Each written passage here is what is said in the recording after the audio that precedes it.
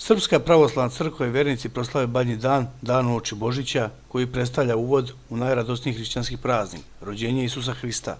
Predsjednik Srbije Aleksandar Vučić uneo je ovog jutra Badnjak u zgradu predsjedništva Srbije. Služba je počela oko 9 sati, u predsjedništvu služi vladika Stefan, a prisustvuju zaposleni gosti. Vučić će potom primetiti decu srpske nacionalnosti iz Hrvatske koja boravaju u posjeti Beogradu povodom božićnih praznika. Predsjednik će razgovarati sa decom i podeliti im božićne paketiće.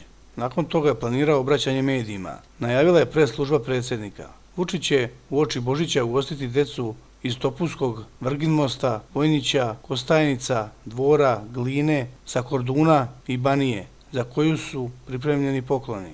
Grupa od 25 srpske dece sa Banije i Korduna u pratnji ovog sveštenika Saše Lončine u organizaciji poslanice Sanje Lakić boravaju u posjeti Beogradu. U čestitki se kaže: vama sveštenstvu, monaštvu i svim vernicima srdačno čestitam praznik rođenja Hristovog.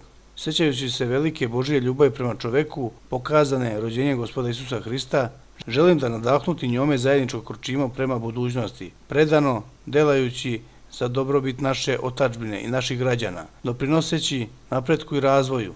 Neka radost Božića bude inspiracija za snaženje trajnih vrednosti, mira, tolerancije i bratske ljubavi.